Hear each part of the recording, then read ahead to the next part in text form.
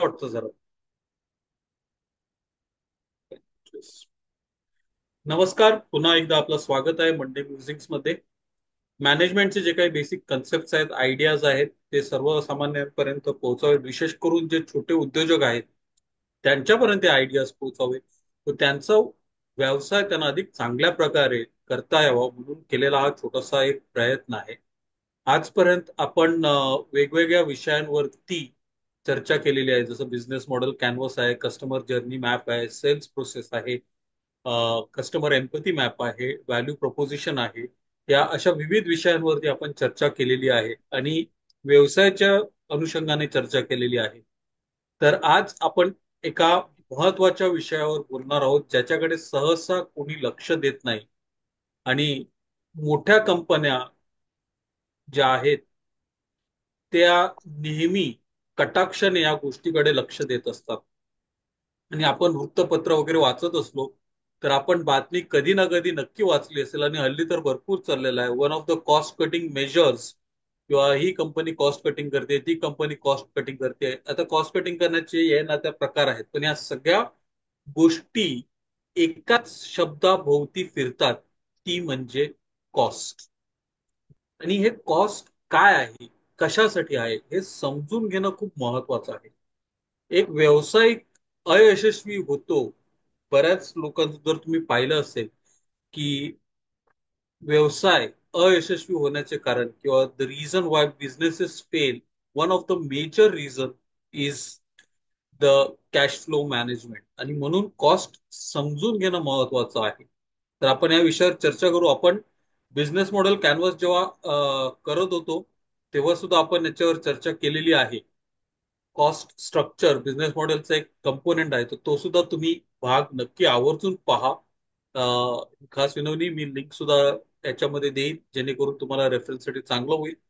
तर कॉस्ट काय आहे?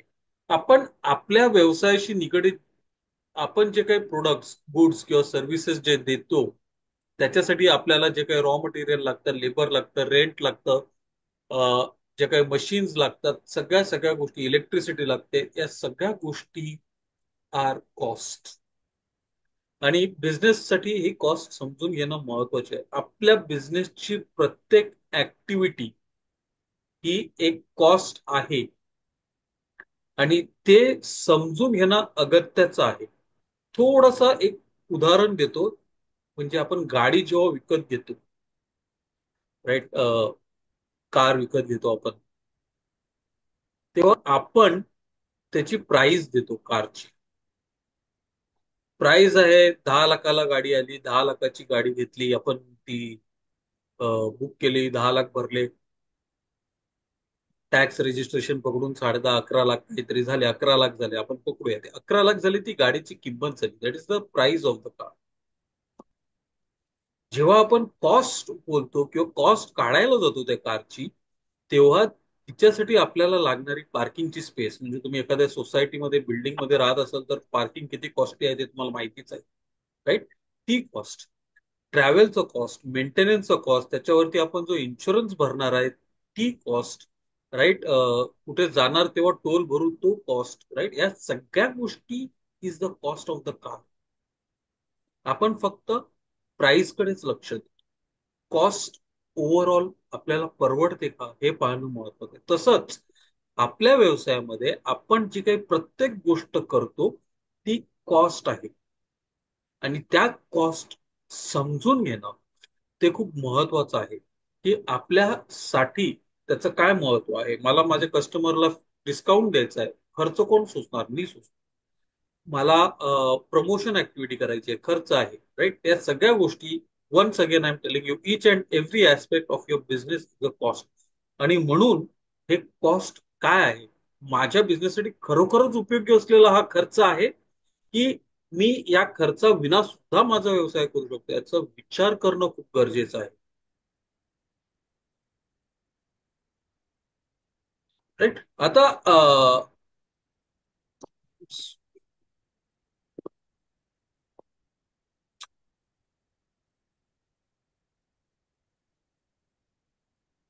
यार, ओके.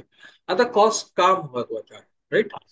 तर आपण what you can't measure you can't manage what you can't measure, right. तर पीटर ड्रकरने हे सांगितलेलं आहे आणि आपल्या कॉस्ट आपल्याला समजून घेणं खूप महत्वाचे आहे. कारण कॉस्टचा जर आपण समजून घेतलं, फक्त हे अकाउंटिंग टर्म किंवा जे काही आपलं चार्टर्ड अकाउंटंट किंवा आपला जो अकाउंटंट आहे ऑफिस मधला तो करतो ते नाहीये. त्याच्या पलीकडे खूप काही आहे त्या कॉस्ट. आपण जर कॉस्टिंग व्यवस्थित समजून घेतली तर आपल्या प्रोडक्टची प्राइसिंग आणि सर्व्हिसेस जे काही आपण पुरवतो, राईट, त्याची प्राइसिंग आपल्याला योग्य ठरवता येते. आपली प्रॉफिटेबिलिटी आपल्याला वाढवता येते. बिझनेस व्यवसाय चालण्यासाठी जो खर्च लागतो, कॅश फ्लो ज्याला आपण बोलतो, राईट, तो महत्वाचा दुवा आपण चांगल्या प्रकारे हँडल करू शकतो.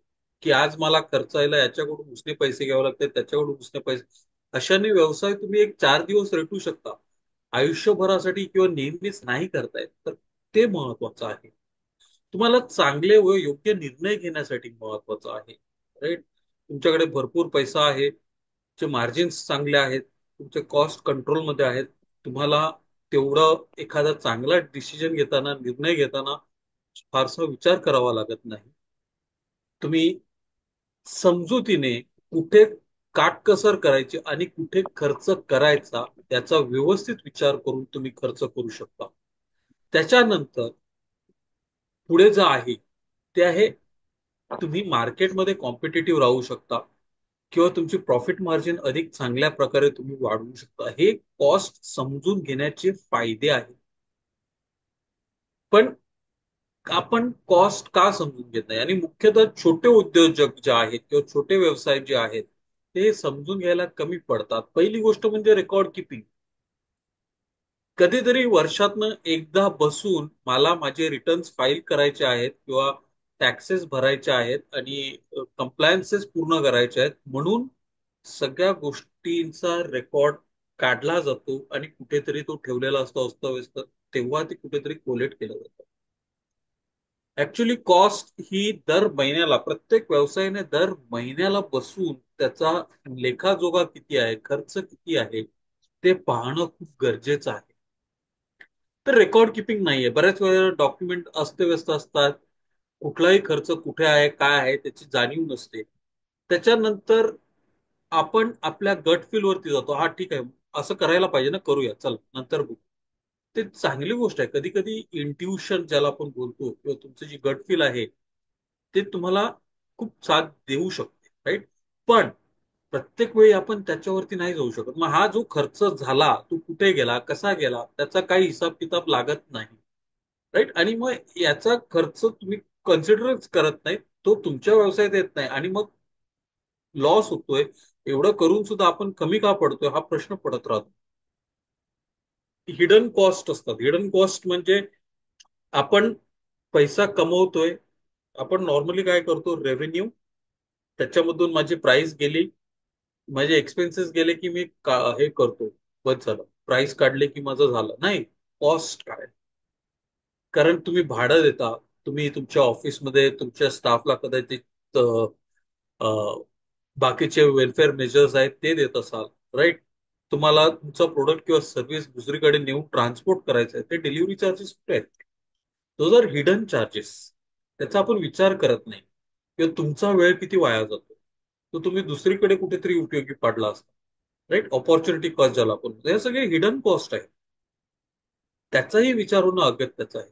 आणि मग आपण कॉस्टकडे लक्षच देत नाही कधी, तर माझा व्यवसाय ब्रेक इव्हन किंवा मी प्रॉफिटेबल कधी होईल हे समजत. आणि त्याच्या जोडीला महत्वाची गोष्ट म्हणजे गळती लागते. गळती लागते म्हणजे काय, कुठेतरी काहीतरी, अरे हे जाऊ दे ना, हा तुकडा ठीक आहे टाकून द्या, आपण दुसरा आणू. अरे तू दुसरा आणू, पण तुम्ही जे काही आणता तो मटेरियल तो किती महागाचा आहे, किती किमतीचा आहे. आणि ते तेवढा 1 स्क्वेअर सेंटीमीटर किंवा 1 मीटरची त्याची पट्टी त्या मटेरियलची घ्यायला किती कॉस्ट जाते.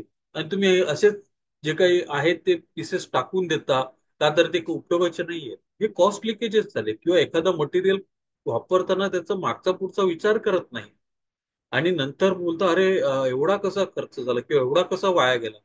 दिस आर ऑल कॉस्ट लिकेजेस. या वाटतात, नंतर बघून घेऊ, नंतर करू, अशा या गोष्टी आहेत. पण या सगळ्या गोष्टींचा आपल्या व्यवसायावरती प्रभाव पडत असतो, आपल्या प्रॉफिटेबिलिटीवरती प्रभाव पडत असतो. म्हणून हे महत्वाचं आहे. आता कुठल्या कुठल्या प्रकारचे कॉस्ट आहेत, ऑब्विसली हे काही महत्वाचे कॉस्ट प्रत्येक उद्योजकाने समजून घेणं महत्वाचं आहे. म्हणजे तुम्हाला, तुम्ही व्यवसाय करतायत, तुम्ही कुठला खर्च करतायत, जर तुम्ही 100 रुपये देत आहात, तर ते 100 रुपये तुम्ही फिक्स कॉस्टचे देत आहेत की डायरेक्ट कॉस्टचे देत आहेत की व्हेरिएबलचे देत आहेत, ते तुम्हाला समजणं गरजेचं आहे.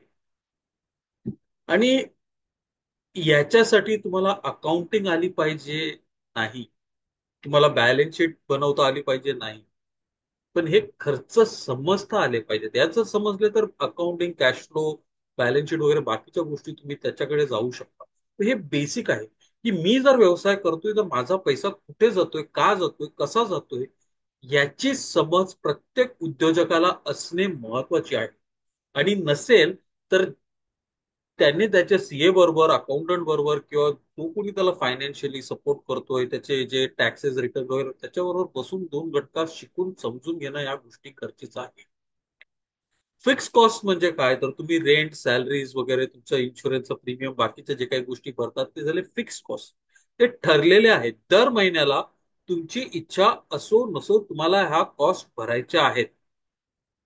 त्याच्यानंतर व्हेरिएबल कॉस्ट, रॉ मटेरियल, तुमचं प्रोडक्शन जसं कमी जास्त होतं तसं रॉ मटेरियल कमी जास्त होतं, इलेक्ट्रिसिटीचा वापर कमी जास्त होतो, पॅकेजिंग जी तुम्हाला लागते ती तुमच्या प्रोडक्शन वरती डिपेंडेंट आहे, ते कमी जास्त होऊ शकतं.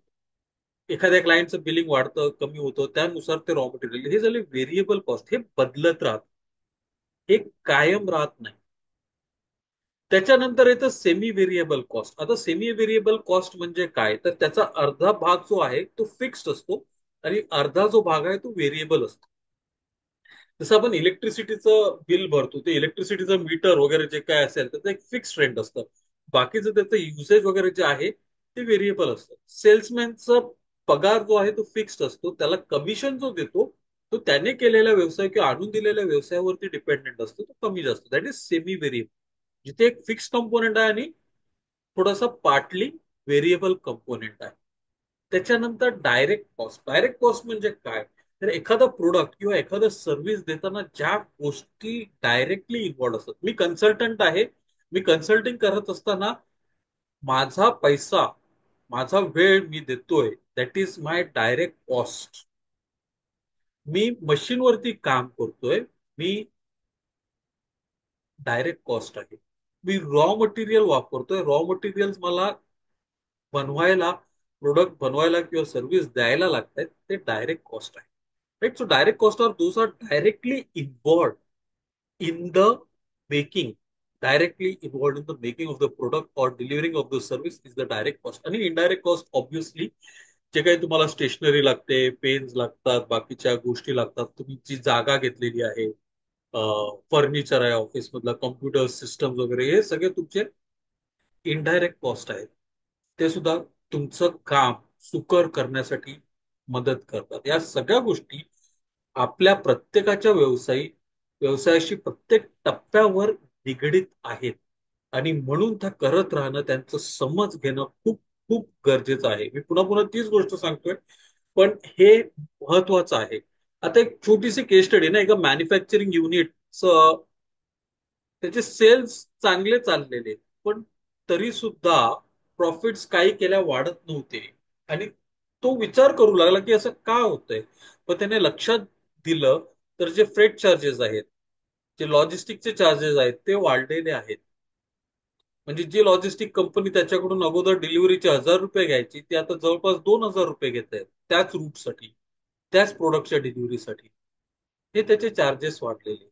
त्याचं रॉ मटेरियल वेस्ट होत होता. म्हणजे इकडे पडला आहे, तिकडे पडला आहे. आता काय करायचं आहे, मटेरियल शेवटच्या अर्धा किलो राहिलेला आहे, रॉ मटेरियल अर्धा किलो काय करायचं आहे, अजून 10 किलो मागवा. तो अर्धा किलो कशाला वापरायचा, तो अर्धा किलो तसंच तिकडे पडून आहे, वेस्टेज आहे. आणि पॅकेजिंग डिपार्टमेंटमध्ये नको तितकी लोक भरून ठेवलेली.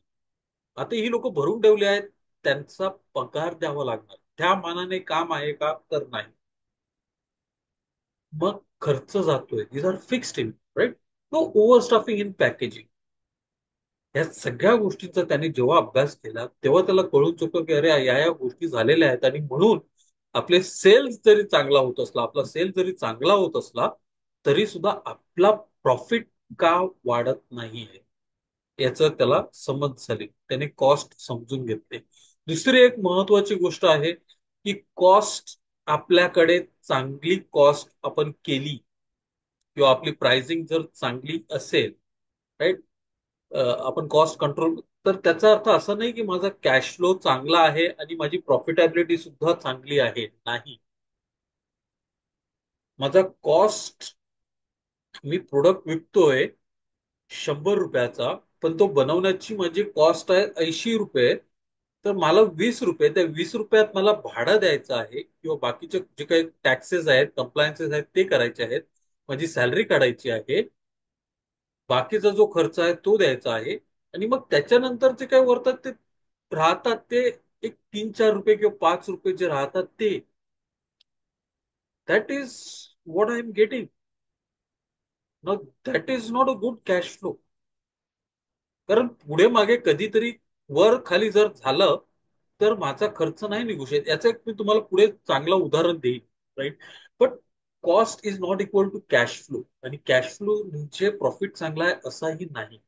हे समजून घेणं महत्वाचं आहे. पण कॉस्ट, प्रॉफिटेबिलिटी आणि कॅश फ्लो वरती इम्पॅक्ट पडतं कॉस्टचा, हे 100% आहे. हे 100% आहे. आपली कॉस्ट किती कंट्रोलमध्ये आहे, किती चांगली आहे, मी सुरुवातीला सांगितलेलं, कॉम्पिटेटिव्ह प्राइसिंग साठी आणि बेटर प्रॉफिट मार्जिन साठी कॉस्ट समजून घेणं खूप महत्वाचं आहे. पण आपल्या कॉस्ट कंट्रोलमध्ये आहे त्याचा अर्थ असा नव्हे की लगेच आपला कॅश फ्लो सुधारेल, लगेच आपण प्रॉफिटेबल होऊ, नाही.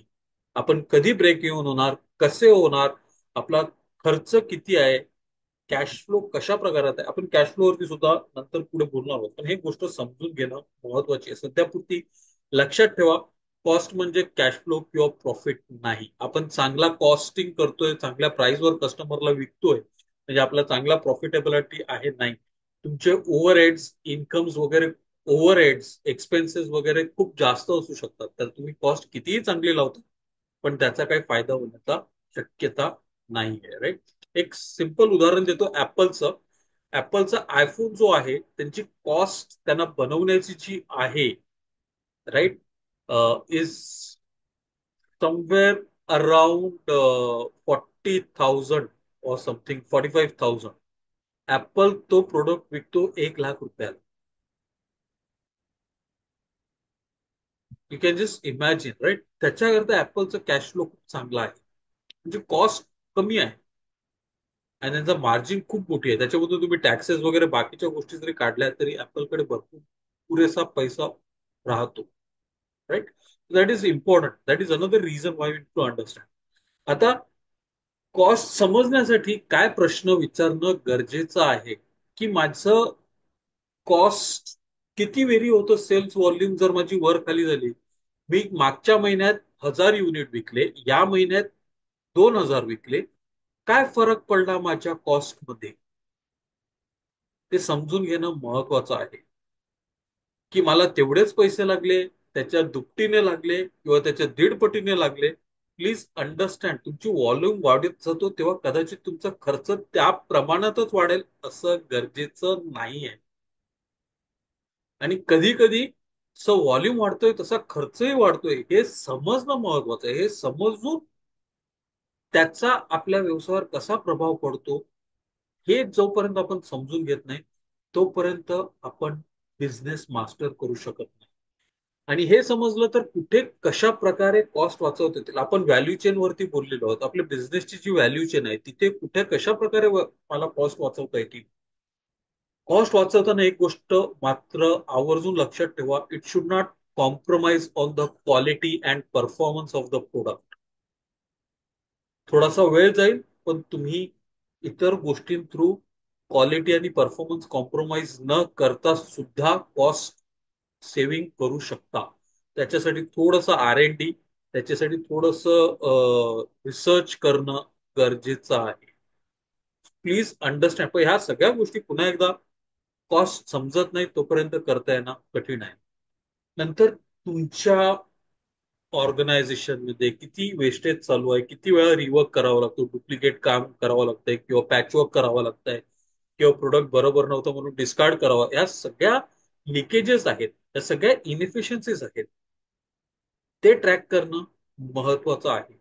त्याच्यानंतर स्ट्रॅटेजिक लेवलवरती म्हणजे तुमच्या व्यवसायाच्या एका मोठ्या लेवलवरती तुम्ही विचार करू शकता की माझं कॉस्ट पर युनिट काय आहे, ते वाढत आहे की ते कमी होत आहे. इकॉनॉमीज ऑफ स्केल हा एक सुंदर कन्सेप्ट आहे. जसं आपले स्केल वाढत जाते ना, म्हणजे जसे आपण प्रोडक्शन कॅपॅसिटी वाढत जाते तशी तशी युनिटची कॉस्ट कमी कमी होत जाते. एका युनिटची कॉस्ट कमी होत जाते. राईट. याचं सिंपल उदाहरण समजून घ्यायचं असेल economies of scale, printing card, screen प्रिंटिंगचे जे कार्ड व्हायचे, तो स्क्रीन प्रिंटिंग करणारा जो व्यक्ती आहे तो तुमच्याकडून 1000 कार्डचे पण तेवढेच घेणार आणि 100 कार्डचे पण तेवढेच घेणार. कारण किती कार्ड करतो तेव्हा त्याचा पर कार्ड मागचा खर्च जो आहे तो कमी होतो. राईट. So understand that.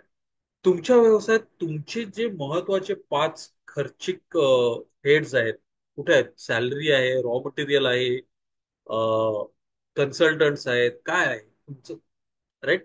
तुमची इक्विपमेंट आहे, मशिनरी, कुठले 5 महत्वाचे हेड्स आहेत कॉस्टचे, त्याच्याबद्दल तुम्ही काय करू शकता त्याचा विचार करा. तुम्ही तुमच्या प्रोडक्टवर सर्व्हिसवरती किती प्रॉफिट कमवतायत, त्या प्रॉफिटमध्ये किती चढ उतार झालेले आहेत, ते सुद्धा समजून घेणं खूप महत्वाचं आहे. हे प्रश्न तुम्ही तुमच्या व्यवसायात ना, आपण जेव्हा नॉर्मली तिमाही बोलतो, राईट, क्वार्टरली रिझल्ट, मोठ्या कंपनी तिमाही रिझल्ट करतात, छोट्या कंपनी फारशा त्या भानगडीत पडत नाहीत, पण करायला हवं. दर 3 महिन्यांनी तुम्ही तुमच्या व्यवसायाचा आढावा घेऊन तुमचा खर्च कुठे वाढलाय, कुठे कमी झालाय, तुमचं पर युनिट प्रॉफिटेबिलिटी काय, पर युनिट कॉस्ट किती आहे, पर प्रोडक्ट सर्व्हिस किती, कुठे कसा खर्च होतोय, हे सगळं पाहण्याचा गरजेचं आहे. आणि जर हे करण्यासाठी तुमच्याकडे वेळ नसेल तर मी सॉरी, पुढचं जो वाक्य बोलतोय, तुमची माफी मागून बोलतोय, तुमचा व्यवसाय बंद करा. तुम्ही 3 महिन्यातनं 2 तास किंवा 3 तास तुमच्या व्यवसायात काय घडामोडी घडतायत ते अभ्यास करण्यासाठी काढू शकत नाहीत तर तुम्ही नक्की काय करताय? So you have to understand the cost and there is no excuse, there is no excuse. Right. आता अजून काही महत्वाच्या गोष्टी की माझे फिक्स कॉस्ट आणि व्हेरिएबल कॉस्ट कुठले आहेत. सगळे तुमचे जे कॉस्ट आहेत ना, म्हणजे तुम्ही कुठल्या नेटवर्किंग प्लॅटफॉर्मचे भाग आहेत तर ते सुद्धा घ्या. तुम्ही क्लायंट मीटिंगसाठी जातायत तो खर्च घ्या. क्लायंट बरोबर बसताना चहा कॉफी झाले तो खर्च घ्या. या सगळ्या तुमच्या फिक्स कॉस्ट, व्हेरिएबल कॉस्ट आहेत, त्यांची कॅटेगरायझेशन करा. तुमच्या व्यवसायासाठी जी प्रत्येक गोष्ट लागते त्या प्रत्येक गोष्टी लिहून काढा. What are the fixed and variable cost. Please sit down and write. कारण जोपर्यंत तुम्ही लिहिणार नाही तोपर्यंत तुम्हाला माहिती पडणार नाही आणि तोपर्यंत तुम्ही काहीच करू शकत नाही. जसं कॉस्ट एकदा लिहून काढले की ते फिक्स कॉस्ट आहे, व्हेरिएबल कॉस्ट आहे, डायरेक्ट आहे, इनडायरेक्ट आहे, ते समजून घेता येईल. आणि डायरेक्ट इनडायरेक्टचा किती प्रभाव प्रोडक्शन वरती किंवा तुमच्या सर्व्हिस डिलिव्हरीवरती पडतो हे सुद्धा तुम्हाला समजून घेता येईल. राईट. सो अंडरस्टँड दिस कॉस्ट. बसा, थोडासा वेळ काढा आणि सगळे असतील नसतील जेवढे तुम्ही एक एक वेळ करत असाल, महिन्यातनं एकदा करत असाल, वर्षातनं एकदा करत असाल, दररोज करत असाल, दर आठवड्याला करत असाल, सगळे खर्च तुमचे लिहून काढा. सगळे खर्च लिहून काढा. त्याच्यानंतर ते फ्लक्च्युएटिंग आहेत, सीझनल आहेत. तुमचा बिझनेस जर हंगामी असेल, जसं आंबे व्यावसायिक आहेत, राईट, किंवा शेतीचं जे उत्पादन करतात ते आहेत. काही गोष्टी सीझनल असतात, कोल्ड ड्रिंक्स, एसी वगैरे, ते सीझन नुसार ना बदलत असतात. पण मग त्याच्यानुसार तुम्ही काय घडामोडी करतायत, कसं करतायत, या सगळं समजून घेणं गरजेचं आहे. मग याचा तुमच्या बिझनेसवरती कसा प्रभाव पडतो. राईट. देन तुम्ही ह्या जर सगळ्या गोष्टी समजल्या तर तुमच्या सप्लायर बरोबर तुम्हाला तुमचे कॉस्ट नेगोशिएट करायला खूप सोपं जाईल, खूप चांगलं जाईल. Right. You will be in much better position to negotiate with your vendor. का तर तुम्हाला तुमचं कॉस्ट कुठे कंट्रोलमध्ये आणायचं, कुठे तुम्ही थोडंसं खेळू शकता, हे सगळं तुम्ही समजू शकता. तुमचा व्यवसाय ब्रेक इव्हन किंवा प्रॉफिटेबल कधी होईल, तुम्ही प्रॉफिट पॉझिटिव्ह मध्ये कधी येईल, ह्या सगळ्या गोष्टी समजण्यासाठी कॉस्ट समजून घेणं महत्वाचं आहे. हिडन कॉस्ट काय आहेत? मेंटेनन्स होतोय, वेस्टेज होतोय, कंप्लायन्सेस आहेत, रिपेअर आहे, राईट? या सगळ्या गोष्टी हिडन कॉस्ट आहेत. त्या आपण विचारात घेत नाही किंवा त्या कन्सिडर करत नाही. या सगळ्या गोष्टी कन्सिडर करणं गरजेचं आहे. आणि जसं मी सांगितलं की how frequently I am reviewing my cost. Monthly केलं तर nothing like it, your fantastic, your amazing. पण निदान 3 महिन्यातनं एकदा बसून बिझनेसचा जो काही जमा खर्च आहे तो काढा. राईट? आता जे काही हिडन कॉस्ट आहेत, जसं आपण सुरुवातीला बोललो, हिडन कॉस्ट काय असू शकतं? Down time. तुमची मशीन आणि तुमचे सिस्टम्स डाऊन आहेत. नुकतंच US मध्ये न्यूयॉर्क जो एअरपोर्ट आहे तिकडे त्यांना डाऊन झालेली आणि तब्बल 1.5-2 दिवस एकही फ्लाईट टेकऑफ करू शकली नाही. किती प्रचंड नुकसान झाला. एक वर्षभरापूर्वी साधारणतः मायक्रोसॉफ्टचं ब्लू स्क्रीन आलेली आणि ब्लू स्क्रीनने सर्व जगभर धुमाकूळ घातला.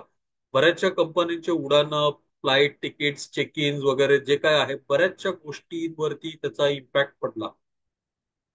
तो डाऊन टाइम झाला. त्याची कॉस्ट काय आहे? तुमची एखादी एम्प्लॉई सोडून जातो, तुमचा एम्प्लॉई जातो, मग तो दुसरा एम्प्लॉई येणार, तो त्या लेवलला येऊन काम करणार, त्याचा तुमच्या व्यवसायावरती काय परिणाम पडतो? त्याला जाताना जो खर्च द्यावा लागतो तो खर्च, दुसरा कुणी येईल तो त्याच्या तोडीचं काम करेल, तोपर्यंत त्याची जी ट्रेनिंग लागतं तो खर्च, या सगळ्या गोष्टींचा विचार करायला या हिडन कॉस्ट आहे. तुम्ही तुमची पेमेंट्स, अरे हा ठीक आहे माझा क्लायंट आहे ना, देईल, बरोबर आहे देईल आणि तू नक्की देणार, पण त्या डिलेड पेमेंटची किंमत तुम्ही काढलेली आहे का? राईट? वर्षभरा अगोदरचा 1 रुपया किंवा 100 रुपये आणि आजचे 100 रुपये, त्याच्यामध्ये फरक आहे. सो डिलेड कलेक्शनचा प्रभाव तुमच्या कॅश फ्लो वरती होतो. सो ते महत्वाचे आहेत. हे हे कॉस्ट आहेत, राईट? आणि मग तुमचे जे डे टू डे ऑपरेशन आहेत ते सफर करतात, त्याचा तुम्हाला खर्च भरावा लागतो, भुर्दंड सोसावा लागतो. Right? That is delayed collection. They impact your cost. तुम्ही ऑर्डर्स मिस केलेल्या आहेत काही कारणास्तव, कॉल आलेला पण तुम्ही रिस्पॉन्डच नाही केला, त्याचा फॉलोअपच नाही घेतला, त्या व्यक्तीशी बोललातच नाहीत, right? This are all a concern that are there. So miss order आणि एक्सेस इन्व्हेंटरी, इन्व्हेंटरी होल्डिंगचा सुद्धा कॉस्ट असतो. Inventory management is also cost. तुम्ही जेवढी इन्व्हेंटरी जास्त ठेवू तेवढी तुमची जागा अडून राहते. ती इन्व्हेंटरी वर्किंग ठेवावी लागते. तो रॉ मटेरियल खराब होणार नाही, त्याला डॅमेज होणार नाही, तो नीट व्यवस्थित कंडिशन मध्ये आहे, हे सगळं पाहावं लागतं. आणि excess inventory adds to the cost. पण ते इन्व्हेंटरी ट्रॅकिंग होते का? राईट? हे काही हिडन कॉस्ट आहेत जे तुम्ही कदाचित एक व्यवसायिक म्हणून, अरे ठीक आहे ना, काय आहे बघू नंतर होईल, अभी क्या ऑर्डर नाही, धंदा मंदा आहे, ठीक आहे. पण त्याचा खर्च डायरेक्टली इनडायरेक्टली तुम्ही उचलत आहात, याचा कधी विचार केलेला? आणि तुम्ही उचलत आहात, तो भरत आहात, म्हणून तुमची प्रॉफिटेबिलिटी कमी होत आहे, याच्याकडे तुमचं लक्ष जातोय का? आता दुसरी जी प्राइसिंगचं आपण व्यवस्थित नाही केलं तर, राईट, काय गडबड करू शकतो आपण किंवा काय चॅलेंजेस येऊ शकतात? मला प्राइसिंग नीट, माझी कॉस्टिंग समजतच नाही आणि मी तिचा कधी नीट व्यवस्थित अभ्यास केला नाही, तर मी कदाचित त्याची माझी प्राइसिंग एकदम लो ठेवेल, पण माझी कॉस्ट रिकव्हर व्हायला होणारच नाही. का तर मी एकदम कमी किंमत ठेवलेली आहे. म्हणजे माझं कॉस्ट जर आहे, लेट्स से अगेन 80-100चं मी बोललेलो, माझा कॉस्ट आहे 90 रुपीज आणि मी तो प्रोडक्ट विकतोय 100 रुपयाला, तर मला तो खर्च काढता काढता माझा जीव जाईल. आणि मी कितीही चांगले सेल केले तरी माझ्या मार्जिन्स वरती प्रेशर राहणार, कारण मी कॉस्ट समजून घेतलेली नाही. आणि कधी कधी असंही होऊ शकतं की मी खूप माझं कॉस्ट आहे 80 रुपयाचं, पण मी तो विकतोय 400 रुपयाला. आता एकतर मी खूप चांगला ब्रँड असायला पाहिजे, क्वालिटी नेम असायला पाहिजे, त्याच्याकरता मी मार्केटमध्ये कमांड करू शकतो, तर गोष्ट वेगळी आहे. पण जेव्हा तुम्ही 80 रुपये किमतीचा प्रोडक्ट तुम्ही 400 किंवा 500 ला विकता, तुमचा समोरचा कस्टमर तो काय एवढा मूर्ख नाहीये त्याची क्वालिटी समजायला, की त्याचा परफॉर्मन्स समजायला, किंवा त्याचं हे समजायला. मग एकदम अरेरावी करून प्राइसिंग करणं सुद्धा चांगलं नाहीये. एकदम कच खाऊन दबपून, कस्टमरला दबपून अगदी कमीत कमी किमतीत सुद्धा प्रोडक्ट विकून फायदा नाही. दोन्ही ठिकाणी आपलं नुकसान आहे. आणि हे योग्य प्राइसिंग काय असेल हे समजण्यासाठी जर मदत होते ती कॉस्टिंगची. म्हणून कॉस्टिंग समजून घेणं महत्वाचं आहे. इनडायरेक्ट कॉस्ट काय आहेत? भाडं द्यावं लागतो, कंप्लायन्सेसचे टॅक्सेस भरावे लागतात, जाणं येणं खर्च, बाकीचे जे काही एक्सपेन्सेस आहेत, कन्व्हेयन्स आहे, या सगळ्या गोष्टींचा आपण विचार आपल्या कॉस्टिंग मध्ये नाही करत. Again leads to poor accounting. Cash flow विषयी बोललेलो आहे. इनएफिशियन्सी, ज्या गोष्टीची गरज नाही त्या गोष्टींवरती आपण जास्त खर्च करतो. म्हणजे एखाद्या एक सिंपल उदाहरण सांगतो. माझ्या ओळखीचा एक माझा मित्र होता, मिठाईचं दुकान चालू केलेलं त्याने. छोटं दुकान होतं, खूप चांगलं चालत होतं. आणि त्याला वाटलं की स्टाफ वाढवावा आणि जागा वाढवावी. त्यांनी मोठा म्हणजे जवळपास 300-400 स्क्वेअर फीटचा स्टॉल घेतला. त्या 300-400 स्क्वेअर फीटच्या स्टॉलने त्याची दमछाक झाली. नको त्या गोष्टींवरचा खर्च वाढ. कारण 300-400 स्क्वेअर फीट मध्ये तेवढी लोक लागणार, तेवढं फर्निचर आलं, तेवढं बाकीच्या गोष्टी आल्या, आणि ज्या गोष्टी गरजेच्या नव्हत्या त्या गोष्टीवरती खर्च झाला. So inefficiencies also can increase, right. आता हे एक लाईव्ह एक्झाम्पल लिंक्डइन वरून मी घेतलेलं आहे. अ, त्या व्यक्तीने लिंक्डइन वर शेअर केलेलं आहे की कसं होतंय झोमॅटो कडे त्याची सर्व्हिसेस आहे. आता जर 100 रुपयाचं प्रोडक्ट आहे, ती बनवण्याची कॉस्ट, आता कॉस्टिंग समजणं का गरजेचं आहे हा रिअल एक्झाम्पल आहे. आणि 70 रुपये, 30 रुपये मेकिंग कॉस्ट आहे, 70 रुपयाची मार्जिन असून सुद्धा कशी मारक ठरू शकते, आणि का कॉस्ट समजणं गरजेचं आहे. Please understand. सो 100 रुपयाचं प्रोडक्ट आहे, 30 रुपयाची कॉस्ट आहे. त्याच्यामध्ये त्यांनी रेंट वगैरे पकडलेला नाही, सॅलरी, इलेक्ट्रिसिटी, राईट. ते काही फिक्स कॉस्ट आणि व्हेरिएबल कॉस्ट सोडलेला आहे त्यांनी. झोमॅटो व थ्रू हे विकलं जातं प्रोडक्ट, फूड प्रोडक्ट आहे, राईट. झोमॅटो पुश करतं कस्टमरला, जे जे सेलर्स आहेत त्यांना, की त्यांनी 30% डिस्काउंट दिला पाहिजे, तर त्याची 70 रुपयाच्या पलीकडे तो विकू शकत नाही. त्या 70 रुपयामधून 26% कमिशन हे झोमॅटोला जातं, आणि त्याला मिळतात फक्त 51 रुपये. आता झोमॅटोवरती आपण दिसत राहावं, विजिबल राहावं म्हणून त्यांना प्रत्येक ऑर्डर किंवा ऍड्स वरती ऍड करावे लागतात. त्याचा खर्च जवळपास 30 रुपये, एका ऑर्डर मागे 30 रुपयांचा खर्च येतो. मग त्याची कमाई ती काय झाली? इथे जर पाहिलं तर सगळे खर्च पकडले इज ऑलमोस्ट इन नेगेटिव्ह. हा फरक आहे कॉस्टिंग समजण्यामागचा. आज त्याने व्यवसाय उभा केला, त्याचा अभ्यास केला, त्याचे खर्च काढले, त्याला ही कॉस्टिंग समजलेली आहे.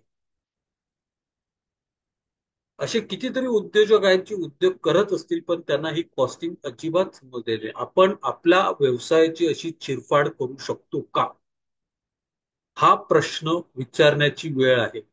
आता मी एक सिम्पलचं टेम्पलेट शेअर करतोय, राईट. तुम्ही त्यानुसार बनवू शकता. सॉफ्टवेअर्स अवेलेबल आहेत बरेचसे कॉस्टिंग साठी, ते तुम्ही वापरू शकता. एक्सेल शीट मध्ये बनवू शकता. फार काही महत्वाचं करायचं नाही आहे. फक्त तुमचे जे काही आयटम्स आहेत त्यांची लिस्ट बनवून ते कॉस्ट ट्रॅक करायचे आहेत. राईट. हा टेम्पलेट आहे जिथे कॅटेगरी घेतलेली आहे, डिस्क्रिप्शन आहे, फिक्स्ड आहे, व्हेरिएबल कॉस्ट आहे ते घेतलेलं आहे. अमाऊंट किती, फ्रिक्वेन्सी किती, मंथली काय आहे ते तुम्ही अभ्यास करू शकता. एक टेम्पलेट तुमच्याकडे रेडी पाहिजे तुमचे कॉस्टिंग समजून घेण्यासाठी. आता हे करायचं झालं तर कशा प्रकारे करू शकता, राईट? तुमचे जेवढे जे काही कॉस्ट आहेत ते लिहून काढा, जसं मी अगोदर सांगितले, राईट? त्या कॉस्ट सगळे कॉस्ट पहिले लिहून काढा. त्यांना कॅटेगराईज करायच्या भानगडीत नका पडू. जेवढं जे काही मनाला येईल ते प्रत्येक एकूण एक कॉस्ट लिहू. ते झाल्यानंतर त्यांची कॅटेगरी करा. डायरेक्ट आहे, इनडायरेक्ट आहे, फिक्स्ड आहे, व्हेरिएबल आहे, सेमी व्हेरिएबल आहे. सेमी व्हेरिएबल तुम्हाला घ्यायचं आहे ठीक आहे, नसेल घ्यायचं तरी फिक्स व्हेरिएबल, इनडायरेक्ट, डायरेक्ट ते ठरवा. ते झाल्यानंतर मंथली ट्रॅकर काढा. प्रत्येक वेळी तुम्ही या गोष्टींसाठी खर्च करणार, त्या ट्रॅकरमध्ये तुमचं ते अपडेट गेलं पाहिजे. ओके, डायरेक्ट कॉस्ट एम्प्लॉईला ₹100 वाढवून दिले, डायरेक्ट कॉस्ट ठीक आहे, ₹100 तिकडे एंट्री झाली पाहिजे. ट्रान्सपोर्टेशनचे खर्च ₹250 झाला, इनडायरेक्ट कॉस्ट मध्ये ट्रान्सपोर्टेशन एंट्री पाहिजे. Right, so start that monthly tracker. दररोज भरा. हे सगळं भरलं की तुमच्या टीम बरोबर बसून डिस्कस करा. तुमची टीम असेल तर, तुम्ही स्वतः असेल तर स्वतः बसून चेक करा, रिव्ह्यू घ्या. कुठे कुठे कसे कसे का कॉस्ट जात आहे, खरंच गरजेचं आहे का, खरंच गरजेचं नाही आहे का. आणि मी तुम्हाला सांगतो, जर तुम्ही हे जेन्युनली केलं तर तुमचा नको असलेला खर्च बराचसा कंट्रोलमध्ये येईल. कारण each time you are making an entry, your brain is registering, अरे मी हे का खर्च करतो, याचा मला कसा फायदा होतोय, हे करणं गरजेचं आहे का, हे सगळे प्रश्न उभे राहायला चालू होतात. आणि ऑटोमॅटिकली आपण कॉस्ट कंट्रोल करू शकतो. हा खूप महत्वाचा हे आहे, right? So do this exercise. तुमचे जे टॉप 10 ओव्हरहेड कॉस्ट आहेत ते शोधून काढा. कारण आता हे तुम्ही टॉप 10 कशावरती येत आहेत, तुमच्याकडे डेटा आहे, तुम्ही अभ्यास केलेला आहे त्याच्या बेसिसवर. आणि त्याच्यानंतर याच्यातला एक एरिया पकडा आणि 1 महिना, 2 महिने किंवा 3 महिने सगळ्याच गोष्टींवरती इम्प्रुव्हमेंट करायला जाऊ नका. एक एक किंवा दोन गोष्टी घ्या, त्यांच्यावर फोकस करा. 3 महिन्यात त्याच्यामध्ये एक 5%, 10% या प्रमाणात इम्प्रुव्हमेंट करा. Reduce the cost by 5 to 10%. तेवढं जरी केलं तरी त्याचा क्युम्युलेटिव्ह इफेक्ट खूप पडतो. तो identify that cost, most cost overheads that are there. Top 10 खर्च कुठे होतोय तुमचा, कुठे जातोय, त्या गोष्टींमध्ये तुम्ही काय सुधारणा करून तुमचा ओव्हरऑल कॉस्ट कमी करू शकता का. आणि तुमची कॉस्ट आणि प्राइसिंग आणि कॉस्ट आणि प्रॉफिटेबिलिटी त्याच्यावरती काय इम्पॅक्ट पडतोय, काय फरक पडतोय, हे समजून घेण्याचा प्रयत्न करा. तो जाणून घेण्याचा प्रयत्न. आणि तुम्ही हे सगळं करतायत कारण तुमच्याकडे डेटा, तुम्ही हवेत गोष्टी नाही करत आहे, तुमच्याकडे डेटा आहे. तुम्ही बसून तो तयार केलेला आहे, तुम्ही त्याचा अभ्यास केलेला आहे, राईट? So that is